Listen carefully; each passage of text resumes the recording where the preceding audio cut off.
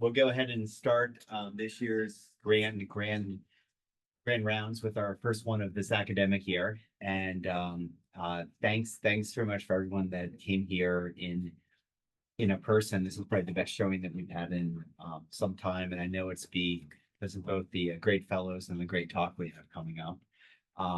But we'll start first with the introductions, and David, the floor is yours. All right, thank you all. So excited to kick off our GI Grand Rounds and another opportunity to us to welcome our awesome first year fellows.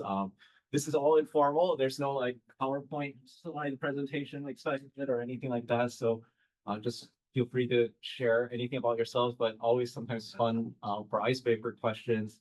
I think popular things that we always like to share is like what foods we enjoy and what we would love our favorite comfort food and what we enjoy doing for fun, like at the end of the year on our weekend. And I think this should also be all of us as the faculty too, to kind of share that for those of us in person in the room. So, and also don't forget, please tell us your preferred name, how you like. So I'll go as for myself, to start off, I prefer to go by David, and my favorite comfort food would definitely have to be dumplings. And my favorite thing to do on weekends of fun would be going on hikes with my family, especially my kids, and just enjoying new trails and outdoor stuff together. Really excited to kick off our fellowship year here today, and so excited to see all of us here in person. Hi everyone, I'm Helen. I'm one of the first year fellows. I grew up in Seattle, and then I went to Duke for medical school. I was at Penn for residency. I'm here for fellowship. My free time, the weather is really nice here, so I like to be outside and ride my bike for moderate distances on flat surfaces. And I like tending to my plants. Gosh. I'm Josh. I went to residency here. Was at UCSF before for med school, then UCSF before that. Originally from Southern California. My free time, I like to also be outside. I've been trying to run more recently. Also like to hike, and then been going to Pilates with my wife recently to explore that too. Food, I like Mexican tofu, and I like to cook as well. So made like gazpacho this weekend, which was really cool with all the tomatoes that then it's seasoning. Everybody, I'm Christine. I go by Christine. I did med school at the University of Chicago, and then residency here, and originally from New Jersey. In terms of fun activities, I really like snowboarding. I like to go to Tahoe in the wintertime, and like excited to live in a place where I can actually get to a local mountain, because in the Midwest it's tough to as a hobby. I've been doing that for the last couple of years, and then also like sending to my plants, and spending time with my fluffy cat. In terms of favorite food, Bubba, the 16-pound Maine Coon. And we, let's see, in terms of favorite food, I like lasagna a lot.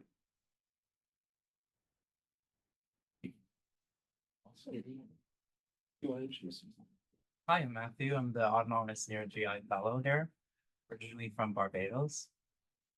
Comfort food, Indian curry is definitely my favorite, with garlic naan very specifically. In terms of what I like to do, I like watching Netflix, meeting new people, going to restaurants, stuff like that. And I like to collect colognes. So one of my lifetime bucket list items is definitely to become a master perfumer someday, hopefully. We'll see.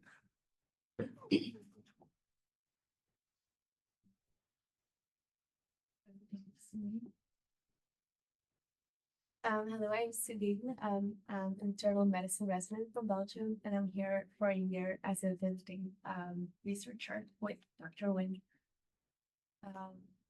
My favorite foods probably be Italian food, even though I'm Belgian. And what I like to do most of the weekends, well, I've never lived in the Bay Area or California before, so exploring San Francisco, exploring the hikes around here. Exploring the national parks. I've had my hands full with that. Jay. I'm from Bangkok, Thailand. I'm here to spend a year and a half doing research with Dr. Nguyen and the GI mortality team. I'm a gastroenterologist trained in. Yeah, yes. My favorite food would be Japanese and Thai food. I love cooking, so I cook Thai food. Maybe sometimes I will bring Thai food for you guys. He's really good. He's really good. Nice meeting you all. Yes, since we're going around, I'm John. I've been here since 2016.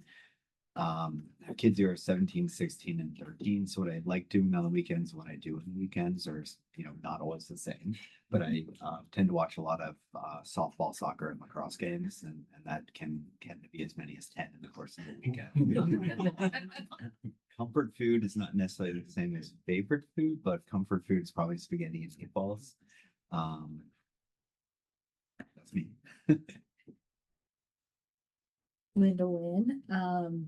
I love all kinds of food. Jay did introduce me to pomelo salad when I was in Bangkok, which is like phenomenal.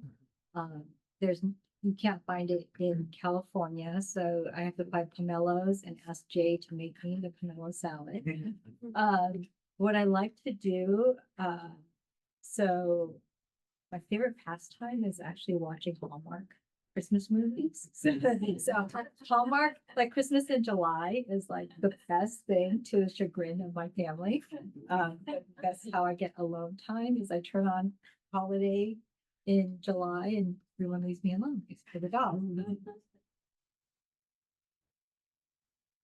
And Alice, why don't we go back to Allison? Allison, I'm a hepatologist. I was here 10 years ago as a fellow, so I've stayed, mostly stayed here since then, so I'm now. I have 2 little kids, so they're my hobbies.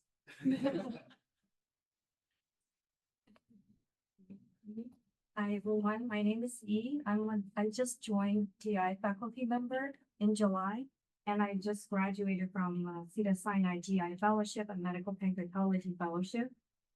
Pancreatologist, if I may explain, introduce myself like this. And my favorite food or comfort food would be boba tea or matcha tea. And hobby-wise, spending time with families is certainly one. And also, I played martial art and Tai Chi for more than 9 years as a college student. And obviously, I still do that. I teach that.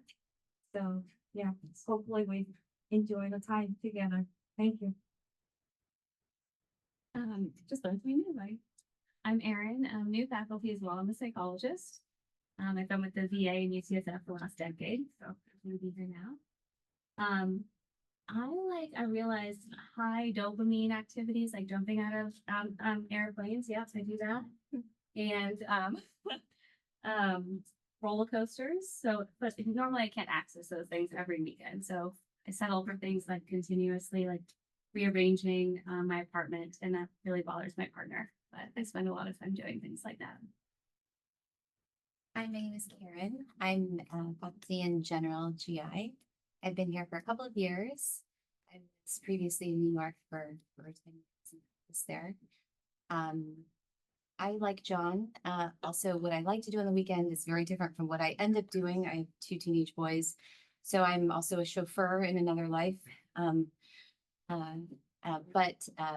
Favorite comfort food.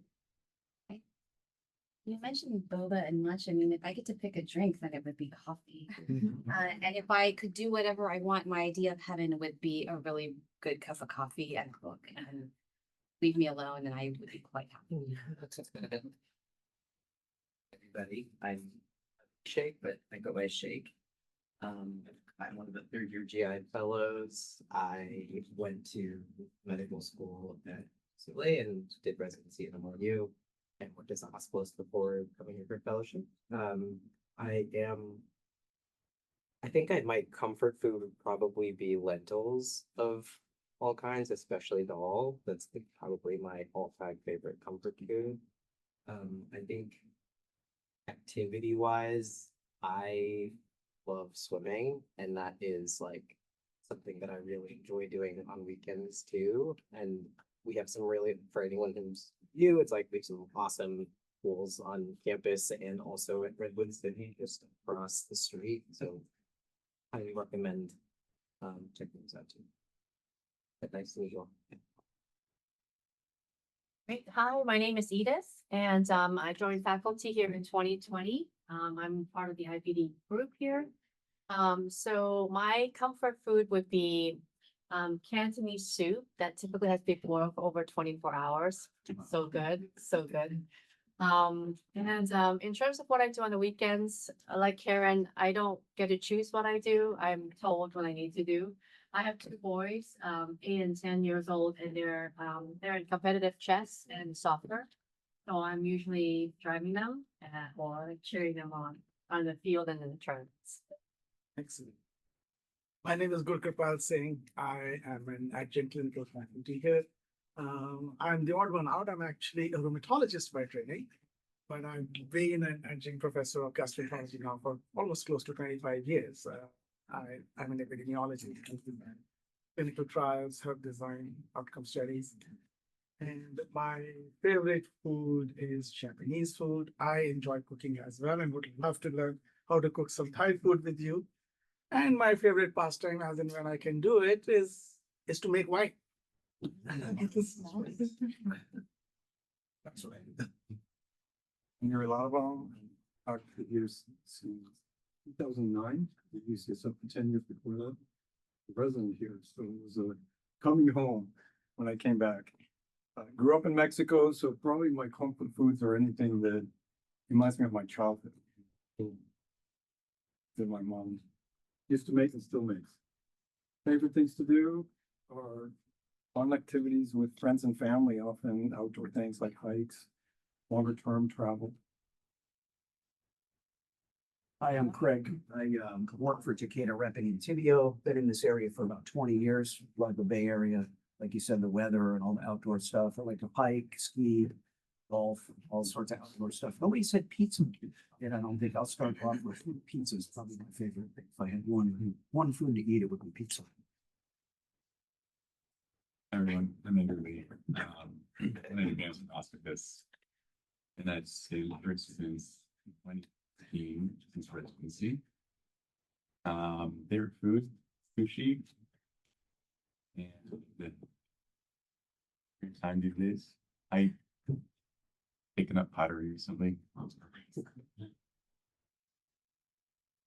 I'm Nielsen Fernandez Becker, and I'm married to the other Dr. Becker. Who's also in GI. Have a 15-year-old girl and a 17-year-old boy. My favorite comfort food, also like Yuri, things that from my childhood. And my favorite is probably something called mangu from the Dominican Republic. And I could tell you what that is at some point. And I love to bake. I love to bake for my friends. And picked up sewing. I also spent a lot of time at Kirkwood Mountain because my family are avid skiers and I'm sort of in between. On Monday was my 16th anniversary of joining Stanford. That came important. I came before everybody in this room. So you're both here longer than me. I'm Sandeep Singh. I've been in fellowship here at 13, was adjunct until 16, and then full-time since 16. I do GI and IBD. My comfort food is probably pizza, amongst other different Indian foods like mustard greens and okra. And what I do on the weekend is, these days I've been playing a lot of tennis. I'm Richie, I'm my second year fellow. I did the video before that, and I have two kids, aged 3 and 7. So when I do Curiosity, recent videos is like go use my place on Peninsula. foods, was spaghetti meatballs, but also Kerala thali, which is rice and assortment of curries, with filling and definitely comfort food for me. So that's me. I'm Previn. I'm a second year fellow. I was at Northwestern for residency, and then UCSF for med school before that. My comfort food is Fukumen Dippin' Ramen. There's a spot called Taishoken in San Mateo that everyone has to try. Pastimes, I like going to concerts, listening to music. If anyone's interested in seeing Lil Wayne this Friday. Trying to get a group. I haven't gotten tickets yet. They're only $35. Yeah. I'm Kelly. I'm also one of the second year fellows. I did med school at NYU, and then I did my residency here at Stanford. My comfort food is anything sweet. I have the world's biggest sweet tooth. I keep my dentist in business. And in going with the sweet tooth, I really enjoy baking because that way I'm not limited by what I can buy. I can just make it for what I need. David Goldenberg, Journal GI. My comfort food is bolognese. I've been here for 5 years, which has been very good. I came in the depths of the pandemic. So I didn't know what anybody looked like the first 6 months I was here. What else? What is that? Fun things? I play guitar, like music. Outdoor activities. Hi, I'm Saren. I'm a transplant hepatology fellow. I graduated from GI fellowship here last summer. I really love challah with dips, like challah bread and like all kinds of dips, like hummus and different things like that. And I like to bake and cook as a hobby. And I have 2 fur babies, my cats, and I love them too. They're also my hobby. Hi, everyone. I'm Elsie, one of the first year fellows, originally from Brooklyn, New York, did residency at USC. Sarah was actually my bio TA in undergrad. Small world. Things I like to do, my comfort food is jollof rice, which is a West African dish broadly, but specifically, I love Ghanaian jollof rice, which is where my family's from. And I learned today that Sarah actually makes excellent jollof rice. You eat it. I loved it. I brought it for lunch. It was great. Otherwise, I love gardening and also love pottery. So great to meet you all. So we have 23 people who are online. So there's no pressure to do so, but if anyone does want to unmute and add their personal information, they're welcome to do so, but there's no pressure. Go. Samer. Hi, everyone. I'm Samer Aldika. I'm an interventional endoscopist. I joined Stanford in 2019. I grew up in Lebanon, so my comfort food is Lebanese food. But I love all kind of food. I love Italian, Indian, Chinese. So basically, I love to eat. I'm trying to offset that by going to the gym more. Trying my best. I spent my weekend with family and friends. Like to walk in nature here, taking advantage of the weather. And we love to play Trump's card game. What card game? Yeah.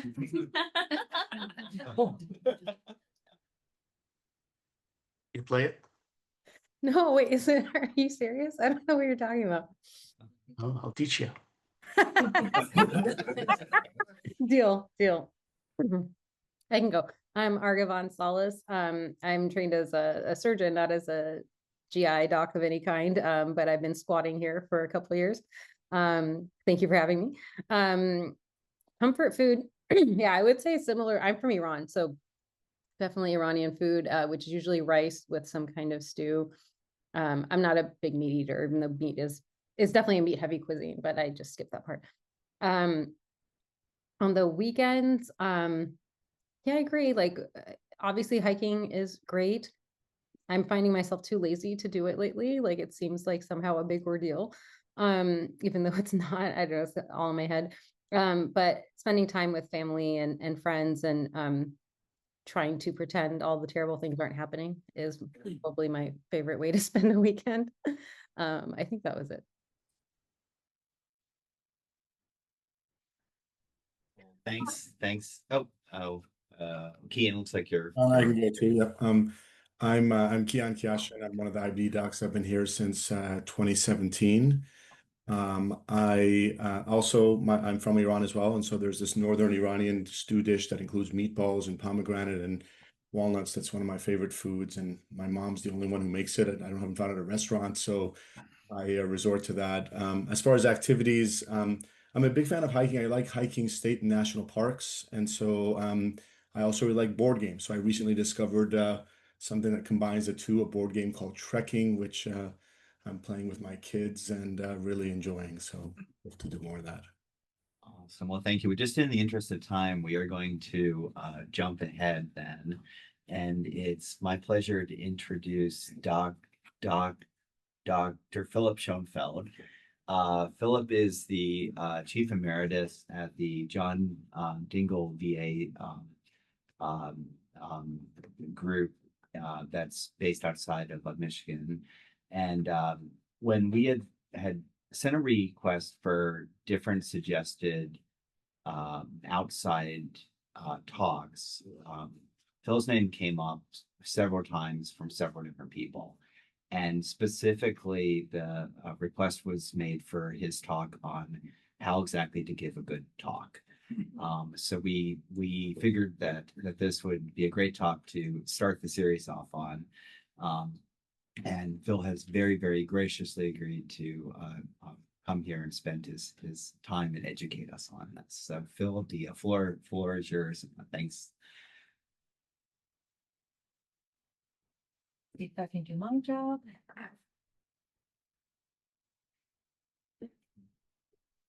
Okay. Thanks very much for having me. This talk is focused to some extent at the GI Fellows as an example for what you can do when you have to give your talks throughout the year. So, having said that, I'm going to talk a little bit about treatment options for initial therapy of Helicobacter pylori infection.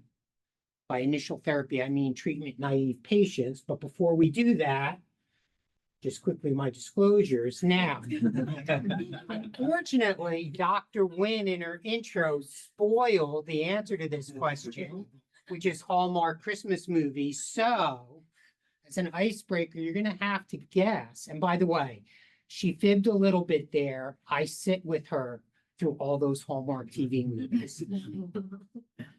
What do you think her second favorite TV show is? Any ideas? Bachelor. Bachelor. You get a EB Med pen. Okay. EB Med is the nonprofit that Dr. Wynn and I started to help advance the careers of women and first-generation college grads and underrepresented minorities to advance in academic GI. Any other ideas? By the way, these are nice pens, not the cheapo ones. I'm gonna go with ER. ER, okay? And any other guesses? I've got one pen left. Go ahead, David. MacGyver. MacGyver. She is the MacGyver of GI motility. No, I would say it's Blue Bloods or NCIS. I've seen like every episode at least twice. Having said that, let's start with the case study. This is based on a patient I've taken care of. Elizabeth, 25-year-old woman, complains for at least the last 5 years of intermittent dyspepsia characterized by bloating and burning, usually after meals. Occurs a few times a week, doesn't have any danger signs or alarm signs of weight loss, family history of gastric cancer, dysphagia, hematemesis, has been on OTC omeprazole for 8 weeks, which did lead to some relief of her symptoms. Now, the time she came to me, we initially did an EGD, which was normal, but because of her then diagnosis of non-ulcer dyspepsia, went ahead and biopsied her, and it was actually positive for Helicobacter pylori. So the question becomes, what treatment do you want to recommend? So among the fellows, what do you think? Quadruple Therapy. Okay, so Matthew says quadruple therapy. Do you want to expand on that in any way? Because quadruple therapy might mean different things to different people. Bismuth base, so metronidazole, tetracycline, bismuth, and the PPI. Okay. New first line. So quadruple base therapy and anything else?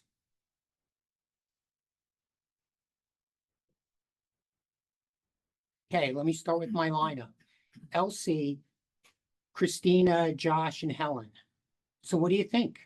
You can look to the person at your side if you want for comments, but are there any other therapies that might be used? And let me give you a hint. What do you think is the most commonly prescribed H. pylori therapy in the US? And believe me, it is definitely not optimized quadruple bismuth-based therapy.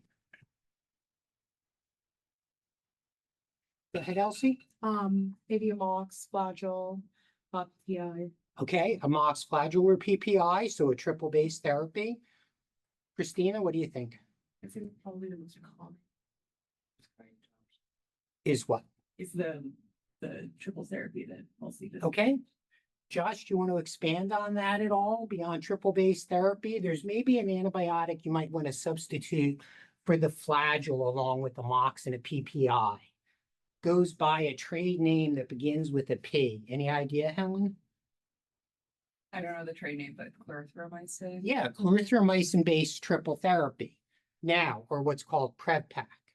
That's actually the most commonly prescribed H. pylori therapy. So when you think about that, let me go to now the second year fellows, because gosh, I have 3 of you lined up. So Richie, Previn, Kelly, what do you think about using a clarithromycin-based therapy? There's a high resistance rate. There's a high resistance rate. What do you think the resistance rate might be? Go ahead, ballpark it. I'll say 30 to 40%. 30 to 40%. Previn, you want to go up or down? I was gonna say 40 to 45. 40 to 45. Kelly? Right. Yeah. Say 40, 50. Generally in the US, resistance rates to clarithromycin are considered to be at least 30%. So far, I've only, oh no, wait a minute, that was a different thing. I won't tease Allison about heading out. So just so we're clear, optimized quadruple bismuth-based therapy is what's considered to be the preferred regimen per the American College of Gastroenterology guidelines. It's called optimized because, as you see in this slide, that's not actually an FDA-approved regimen. You can use the combination of bismuth, tetracycline, and metronidazole for 10 days using the combination Polera tablet. That's actually FDA approved. It's called optimized because really you always want to treat for at least 14 days. One other thing to keep in mind per the ACG guidelines is that sometimes in the US, there's tetracycline shortages because there's really only one generic maker of tetracycline in the US. And a lot of times pharmacists will try to substitute doxycycline. Richie is very astutely shaking his head no. Don't let them do that. Helicobacter pylori is not as sensitive to doxycycline as it is to tetracycline. But having said that, you know, gosh, that's 4 different medicines for 14 days. Any other possibilities for what's FDA approved? Shake, you're in your 3rd year now. By the way, you look particularly nice in your suit. I'm impressed. I thought I would be the only one in a suit, but go ahead.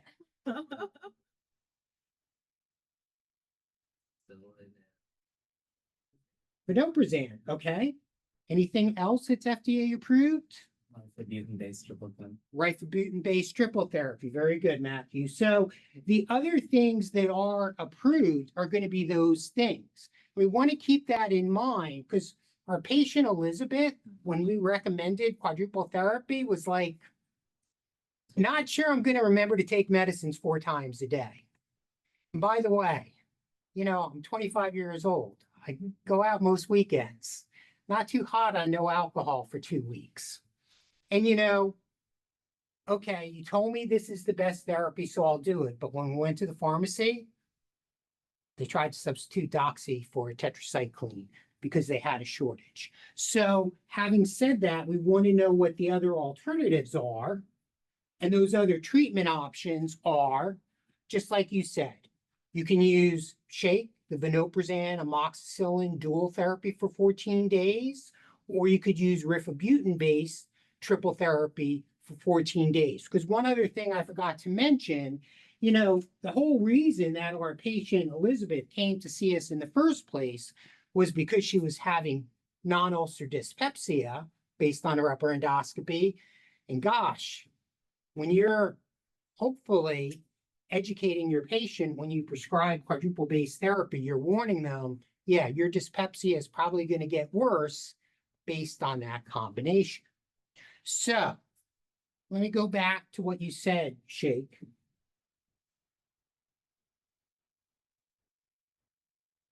So how effective is vonoprazan dual therapy? I mean, that's only an acid suppression agent plus amoxicillin. I mean, gosh, we don't use PPI plus amoxicillin anymore. We tossed that aside a long time ago. I mean, is it really very effective? Yeah, I'm pretty sure it is very effective. Okay. You say that with a lot of confidence. I mean, I thought it was mostly the acids. Go ahead. I think it was the acid suppression that does a lot. A lot of the heavy lifting there to make it effective. Okay, let's come back to that because that's a really good point. Okay, for the GI fellows, you've got a lot of different responsibilities. You're going to have to do journal clubs. You're going to have to sometimes present based on case studies. You want to minimize, if possible, the amount of time you have to spend doing your presentations. Here's one resource to consider, Evidence-Based GI. It's an online publication of the American College of Gastroenterology. It summarizes the most important clinical GI research. And, gosh, they did a summary of the phase 3 trial that was presented to the FDA to get approval for vonoprazan and amoxicillin as a treatment for Helicobacter pylori. So, gosh, that gives you a summary, which, by the way, the basic bottom line about it is you should be able to read the whole summary in about the amount of time it takes to take a poop. So you can usually get through it and it's there on your phone to look at. So let's think for a second about something just a little bit different when we ask the study question here. Is vonoprazan triple therapy, that means amoxicillin, clarithromycin plus vonoprazan, or dual therapy, vonoprazan 20 milligrams a day plus amoxicillin 1 gram TID, non-inferior to standard lansoprazole-based triple regimen. That means the PrEP pack, lansoprazole, amoxicillin, and clarithromycin, for treatment-naive patients with Helicobacter pylori.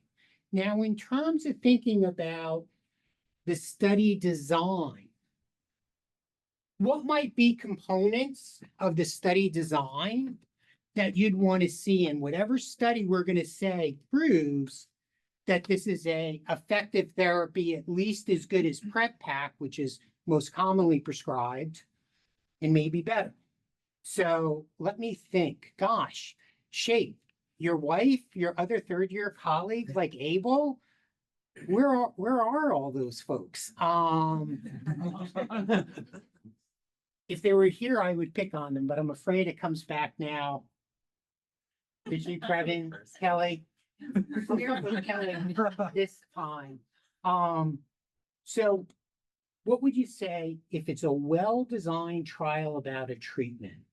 what would be components that you'd want to see in the trial design to make sure it's going to provide accurate and unbiased results? Anything that comes to mind? Blinding. Blinding. Okay, go ahead. Previn, next. I guess randomization. Randomized. Richie, next. Sample size. Sample size. Okay, now it gets a little tougher. Elsie, what else do you think? I would say like a broad kind of patient population. Okay, broad patient population. And let me think. Christina, what else? I would. It's hard to maintain adequate like follow-up, but make sure. Okay, that's actually follow-up of all study patients. Good. Josh, anything else? Intention to treat. Intention to treat analysis. Okay, awesome.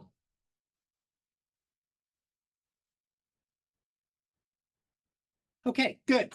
That covers really pretty much everything. You'd like to have a randomized, double-blind, placebo-controlled, or appropriate comparator that has intention to treat analysis. So if a patient stops their medication because maybe they get sick from it, it causes them to vomit, or I should say, and have complete patient follow-up, because any patient that's lost the follow-up, you don't know if they had a successful or a poor treatment response.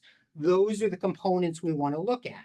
So when you use evidence-based GI in the summary, what you're going to see is that it's always going to tell you if it's a randomized, it's going to tell you if it's double-blind, it's going to tell you about the patient criteria, and ultimately when we get the results, it's going to tell you the degree of patient follow-up, and it's going to tell you if it was an intention to treat analysis. So specifically here, what they looked at was patients who came in to get scoped, got biopsied, were proven to have Helicobacter pylori for a variety of indications, no prior treatment for Helicobacter pylori infection. And one other thing, when they got scoped and they got the biopsy specimens, they also cultured it to see if they had any antibiotic resistance. So we knew which patients had clarithromycin resistance. And the interventions were specifically what we consider classic clarithromycin-based triple therapy versus, like I said, the FDA actually wanted a vonoprazan-based triple therapy with clarithromycin and which I don't use personally, and vonoprazan plus amoxicillin for 14 days. Outcome was confirmed 4 weeks after you completed treatment. You then had everybody get a urea breath test to see if they had eradicated. By the way, one other quick thing, I'll throw it out to any of you guys. How long should you be off PPIs before you do a urea breath test to ensure H. pylori eradication? You have to be 4 weeks off antibiotics, but how many weeks off PPIs or other acid suppression medication? Give you an idea. It's 1, 2, or 3 weeks. 2 weeks. Okay. Always want to make sure they're off there for 2 weeks. I usually automatically put them on an H2 receptor antagonist for 2 weeks, since that at least provides a little bit of relief of acid suppression, but it's not going to interfere with the urea breath test. Okay. These are study results. Now, the FDA, which mandated the design of this study in many ways, first said, we want to look at just patients that were sensitive to both clarithromycin and amoxicillin as their primary endpoint. And gosh, if you've got H. pylori that's sensitive to both clarithromycin and amoxicillin, and you actually are compliant with taking the medication, you're going to get really high eradication rates no matter what. Now, having said that, and you see that it's 85% with vonoprazan triple therapy, 78% with vonoprazan dual therapy, 78% with Prevpac or lansoprazole triple-based therapy. But what I'd rather see is just all comers, recognizing that Usually about 25 to 30% of patients in the US, depending on geographic region, are going to be clarithromycin resistant. What's it look like with all comers? Well, if you take all comers, then what you find is, gosh, vonoprazan dual-base therapy and vonoprazan triple-base therapy, that's like 78 to 80% eradication rates, but it drops all the way down to 68% for triple-base clarithromycin therapy. That's why, like Richie very appropriately said, the ACG recommends against using clarithromycin-based therapies unless you have sensitivities. Because when you look at clarithromycin-resistant strains, which again, present in at least 25 to 30% of the US population, anytime in the past, if they got a Z-Pak for an upper respiratory infection, if they got erythromycin, 32% eradication rates when you use those clarithromycin-based therapies. So, versus actually as high as 70% with vonoprazan dual-base therapy. Now, like I said, optimized, or I should say Matthew said, optimized quadruple-based therapy with bismuth, tetracycline, and metronidazole is optimal, but 4 different medicines for 14 days, 4 different medicines for 14 days, you're almost certainly going to get dyspepsia, no alcohol for 2 weeks. And if you're not compliant with taking the meds 4 times a day for 14 days, that eradication rate, which is achieved in randomized control trials of 90%, comes way down. So, how do you think you're going to apply these results to your patients? And what might be the study limitations? Now we'll start going to the staff. Yuri's like in my direct line of sight. So what do you think, man? I'm sure you still get H. pylori patients to treat. What do you do in your own practice? What do I do now? I go to quadruple. Okay. I try. You try? Yeah. Okay. How would you say your patients? Now, I practice at a VA. You know, some of my vets, I tell them about taking all 4 of these meds, no alcohol for 2 weeks. They kind of look at me like I have a third eye in the middle of my forehead. Some of my vets come in with their wives who tell me, Doc, you just tell me what he has to take. I put all his meds out at each meal. I'll make sure he takes everything. Those patients actually don't worry so much about it. But I don't know. What do you think about for your patients here? I'm sure there's a wide variety. Do you feel confident that they're all going to be adherent with quadruple-based therapy? Not everybody. That's why I say I try. I still present that as the first option. Okay. You know, there are issues. This thing of alcohol, honestly, people don't voice that very often. If they do, I try to get them to minimize that concern. It's only 2 weeks. I mean, give me a break. I'm probably thinking about my veteran population a little bit more here. And by the way, I don't mean to be dismissive in saying that. I'm a Navy vet. I was in the Navy for 11 years.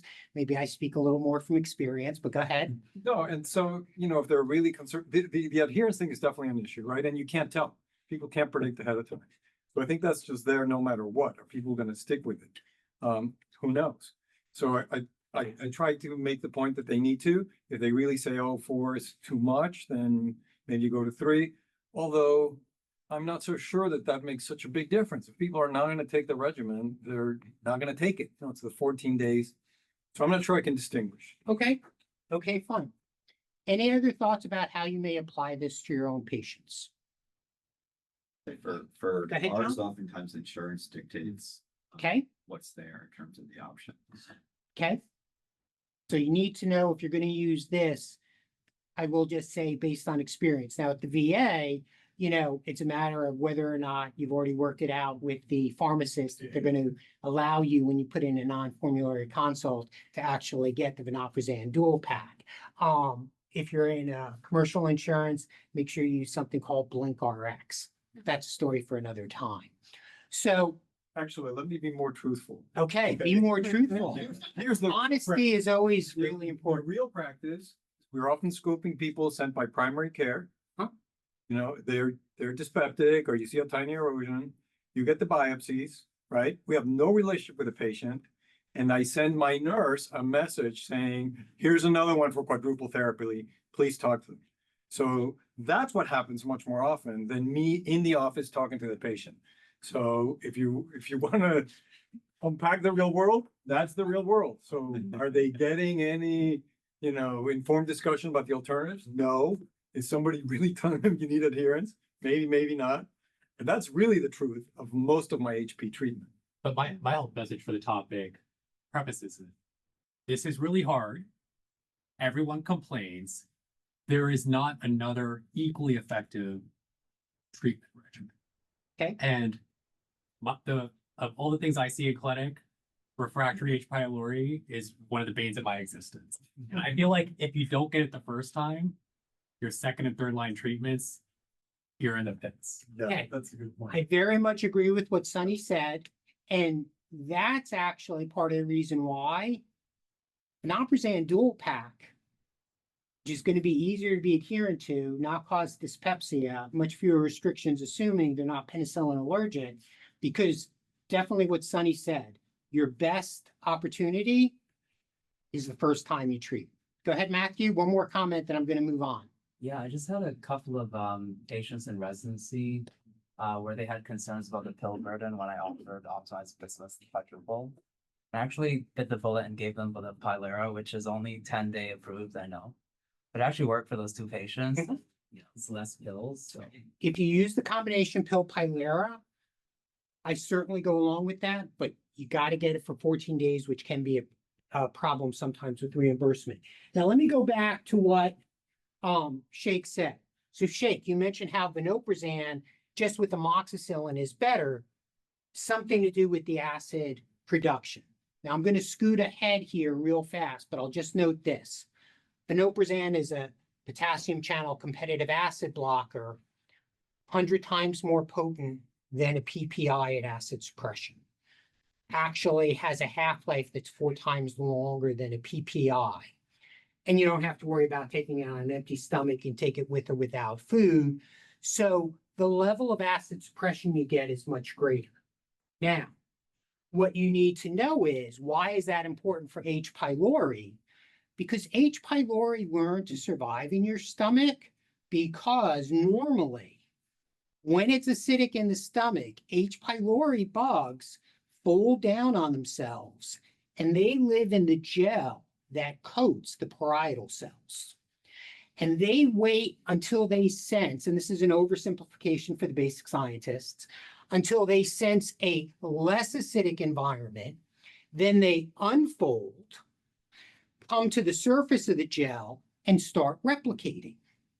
Now, this is a little counterintuitive, but you actually want to raise the pH and make the gastric environment less acidic in order to effectively eradicate H. pylori, because antibiotics, for the most part, are bactericidal. You need replicating bacteria, not bacteria that are in a static state and not replicating, in order to eradicate them with antibiotics. Plus, the only time antibiotics can get at the H. pylori to kill them is not after you've swallowed it, been absorbed into the bloodstream, circulated systemically, because that's not going to get back to the surface on top of the gel that is on top of the parietal cell. Only time for the antibiotics to kill them is when they're sitting inside the stomach and those H. pylori are on top of that gel replicating. So you want a less acidic environment also, because then the antibiotics, your amoxicillin, is going to survive longer if it's a less acidic environment in the stomach. So that's why vonoprazan, which is 100 times more potent at acid suppression and has a half-life 4 times longer, and you don't have to worry whether you take it on an empty stomach or not, so there's less problem with adherence issues, that just combining it with amoxicillin will get you back to, even in clarithromycin resistant strains, almost at a 70% plus eradication rate. So, by the way, this is actually Pseudomonas, not H. pylori, but I take that as gift. Okay. I'm gonna skip through those additional slides. Oh, by the way, real quick, I don't actually, even though Elizabeth is based on a real patient I took care of, that's not actually her photo that I used in the case study. That's actually my daughter, Elizabeth. She's so nice. This is what she got me for my birthday when she was 16 years old. She's done a lot of this. Okay. Now we shift gears for 15 minutes. This one goes more to the faculty. What were the different things that I did during that presentation to try to enhance it beyond a didactic lecture? Anything come to mind? Humor. Okay, humor that Nielsen said. Go ahead, David. You engaged, the audience by, prompting questions in a, very polite and, supportive way. Okay. We're going to come back to that one. Props. Use props.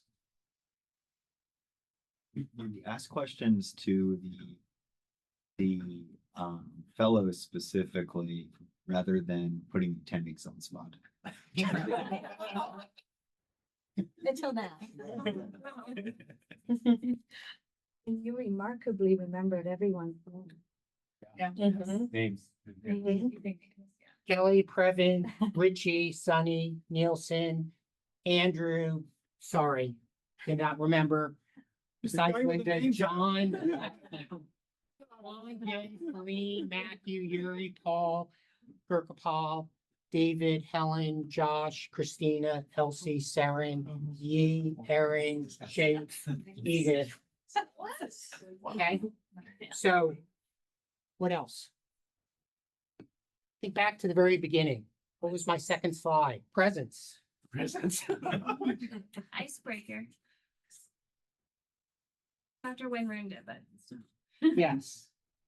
He said that. Okay. I'm gonna pause for a moment. Let's start with that last one.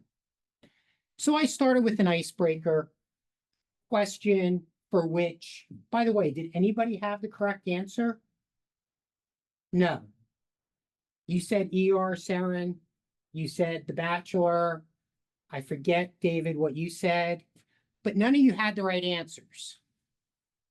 What did you get for being the first to speak up? Got a gift. What's the implicit message there? Exactly, Christine. I don't care if you have the right or wrong answer. What I'm interested in is whether or not you participate in an interactive discussion. Did I pause to say, and I'm sorry, you're gonna have to give me your name one more time. Craig. Craig. Yeah. Did I pause to say to Craig, no, you're wrong? Nope. I just, here's your gift. Anybody else have any other ideas? I did not pause to actually comment on the quality of the answer. And for the most part, although I may have made a comment, some repartee in response to somebody's answer, I hardly ever commented on the quality of their answer, except maybe to make a little bit of a correction. But always when I did that, I offered encouragement too about, yep, you're on the right track, that kind of a comment, okay? Culture of safety. So that's exactly, Sarah. It's a culture of safety because, gosh, if I offer up a question right off the bat and I start telling people, man, that was a horrible answer, nobody wants to participate. Okay, that's one thing. One of the other things to emphasize that it's okay to participate is when I use something called the list technique. Now think back. So Kelly, when I talked about what are the components of a well-designed study about treatment that's likely to give you unbiased results, I asked you, give me one. If I remember correctly, you said blinding. right? Okay. Soon as you said that, you said blinding, I wrote it down. Do you remember what I did next? Maybe your colleague Previn does. Didn't you just ask me that? I just went right to you. Yeah. As soon as you said something, I went right to Richie. Soon as Richie said something, I reverted back around to, I'm not sure if I started with Helen or Elsie. I started with Elsie. What I mean by that is another way to engage your audience. Again, I was going to go down the row. I wasn't going to comment on the quality of the response. I was just going to write it down on my clipboard here. And then once a whole row of people had provided some answers, then I was going to go back on a slide and emphasize, in this case, randomized, double-blind, placebo-controlled, or an appropriate comparator, intention to treat analysis, and complete patient follow-up. Okay, so again, it goes back to what you just said, Sarah, about the culture of safety there. Now, prompted questions, I think you said, John, and as you said, I called out folks by name. And Helen, have we ever met before? If not. Okay, I will just note, Helen, the quickest way, at least when I'm giving a talk, I am teasing you a little bit. The quickest way to get me to focus on somebody for a question is, how do you think? Okay, that's it. I did not say right off the bat, put your phones away, but yeah, in an interactive environment, and thank you for at least allowing me to tease you a little bit. I mean this in a friendly way. But yeah, if you pick up your phone, man, I'm either going to stand right next to you, look over your shoulder while you're on your phone and keep talking, or I may ask you a very benign kind of question. But yeah, and yeah, I haven't met Helen, Josh, Christine, or Elsie before, but in my prep, I went back before earlier today and saw Helen, you were at Penn, Josh, you were at Stanford, Christina, you were at Stanford, Elsie, you were at USC, Rishi, who's not here, was at Johns Hopkins. Yeah, I looked all that up, saw your faces, did a quick memorization of that, because I've got to be able, I don't know that I've ever really had a conversation with Sunny, even though I know who Sunny is generally, but yeah, I made sure I knew everybody's names here, okay? That's a skill that takes time to develop, but if you put a little bit of effort into it, you can learn it. But being able to ask prompted questions is really important. Go ahead, John. How are things changed in this era of Zoom? Does that add things besides this, or Sure. So there are some things that were interactions that I emphasized, because most teaching in a medical environment actually occurs in a small group. It does not occur in a didactic lecture session. Having said that, though, so by the way, what's on my screen right now? Yeah. Blank. How many times did I do that during my talk? Several. When I do that, where does the focus go? Comes back to me. It's a change of pace, okay? I still have one left. Props. I can do didactic lectures. I can white out the screen. I can use a prop.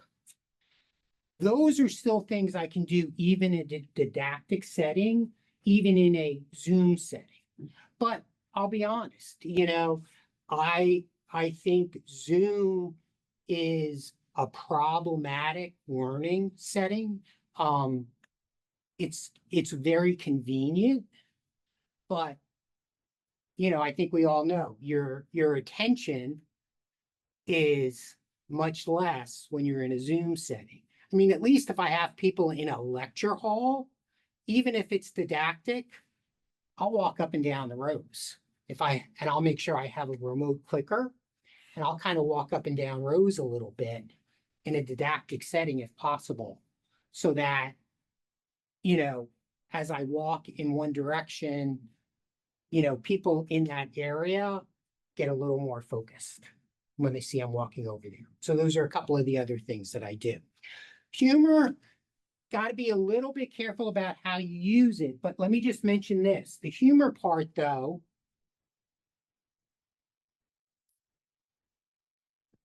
one thing that wasn't mentioned, case study, make it real world.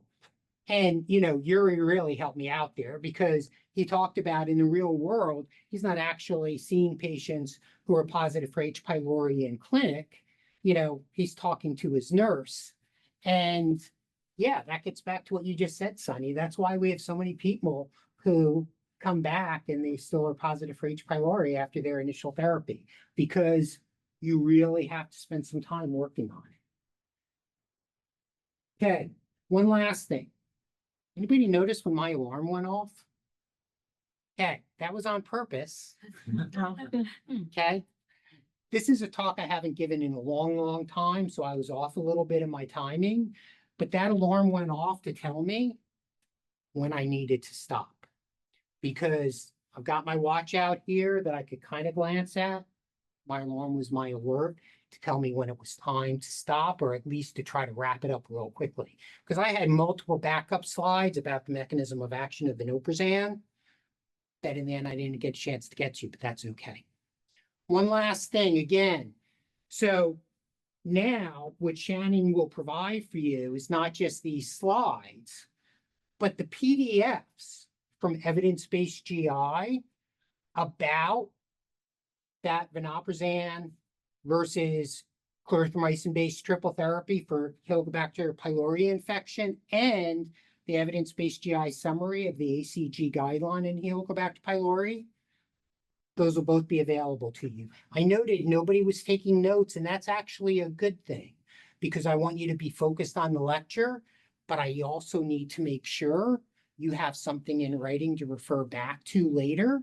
So like I said, you won't only have the slides, but you'll actually have those PDFs that you can read in 5 minutes that give you both the ACG guidelines and both the structured abstract summary of the study, plus some expert commentary about how to apply it to your patients. So that's one last thing that's real important to do.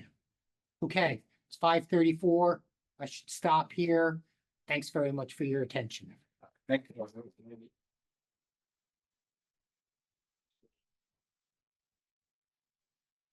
He didn't memorize everyone's names. Yeah, exactly.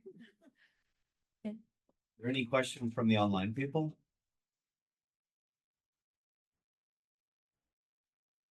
I think having food before the presentation is also a bonus. Yeah. Food, definitely. And by the way, you know, actually, Edith, what you said is really important. You know, at Wayne State and the John Dingell VA Medical Center, you know, we're not allowed to have reps come in with food. You know, when I give our grand rounds at least once a month there, I spend the $80 to bring in a bunch of pizzas or, you know, some sandwiches from Jimmy John's, because yeah. And I make sure that, you know, there's some 2-liter bottles of soda and a box of, you know, bottled water, a pallet of bottled water. Doesn't cost much, but having food there makes a big difference in getting people to attend. Huge difference. On that note, GI Grand Rounds will have food in person here. So thank you everybody for being in person. Medicine Grand Rounds, for those of you who have not heard, is now noon on Wednesdays, and it'll be here in person. Also with food provided by the Department of Medicine. And if you're not here, then there are multiple locations. So it's going to be in Palo Alto. It will be at Burke. Friday, it will actually be on the Dean's Lawn with Dr. Glaucoma. Yeah. Thank you. I can't pronounce glaucoma, but yeah, so he'll be there. So we're I think moving forward, the goal is to try to come together in person, because there's nothing that really replaces the kind of the cooler conversations, interactions, and for fellows, this is where you're to meet all of your mentors, in terms of potential research collaborators as well as life mentors. So there's a lot of experience here in this room right now. So thank you everybody for coming. And for those of you who don't know, Dr. Schoenfeld is my husband, which is why he knows all that stuff about That's random. You show up at our house and sit there and watch Hallmark movies. That's a random person who sits and watch Hallmark movies with me on my sofa. On the girl, welcome to the Yeah, that comment before without context. It's a little off. Presents and props go a long way, Linda. Didn't have any introduction, I'm sorry. Okay, thanks everyone. Thanks everyone online. And I think there's more food out there. So that being said, our next week's is a via Zoom. We have an outside speaker from Duke who's excellent, but the one after is some. Yes, even when we have Zoom presenters, we will be here in person. So please do come and hang out here. Thanks everyone. The preceding program is copyrighted by the Board of Trustees of the Leland Stanford Junior University. Please visit us at med.stanford.edu.